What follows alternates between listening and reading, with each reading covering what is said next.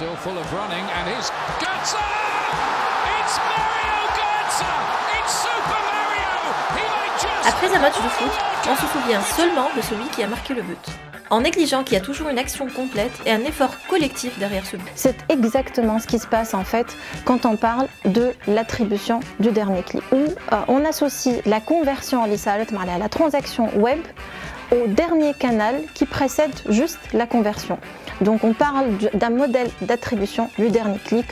Ce modèle-là, bien qu'il soit injuste, bien qu'il soit réducteur souvent, il continue quand même à être employé et utilisé par les marketeurs, notamment sur le marché tunisien. Quand on se base uniquement sur l'attribution du dernier clic, on va fausser complètement le calcul de ces KPIs qui sont le ROI, la marge, etc. Alors que Lyoum, les spécialistes du web, ceux qui sont assez experts, qui continuent à faire des études, etc., qui sont en train de plus en plus de recommander aux marketeurs d'opter plus vers des modèles d'attribution qui sont plus basés sur la considération de la contribution de chaque canal dans le process décisionnel d'achat. Pour qu'on puisse le faire, il faut vraiment analyser avec précision le Customer Journey ou le parcours utilisateur. Exemple, je vais me rendre sur un site pour m'acheter des chaussettes Tintin. J'ai vu une campagne de bannière publicitaire, j'ai cliqué, je suis séduite par le produit, mais je n'achète pas. Le lendemain, je suis retargetée par ce même site via des campagnes de pixels. Je me rends encore sur le site, je vois la description, je ne suis pas encore assez séduite pour acheter. Après 2 jours,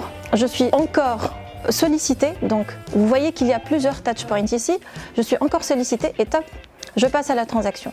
Donc ici, vous voyez que le parcours client ou le parcours de navigation, il peut être très complexe et que la conversion, si on va l'attribuer à la toute dernière action ou levier, ça serait injuste. Si on analyse en profondeur, on va voir que la contribution du dernier canal a été mineure dans tout le process de conversion. Donc aujourd'hui, il faut complètement rompre avec l'attribution du dernier clic. Il faut plus opter vers des modèles d'attribution linéaires, en courbe U.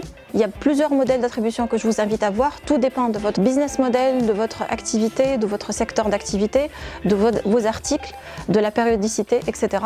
Et puis il faut rechallenger et challenger, tester plusieurs modèles et à chaque fois essayer de voir quel est le modèle le plus efficace et le plus pertinent d'attribution que vous allez utiliser pour analyser vos KPIs. Voilà.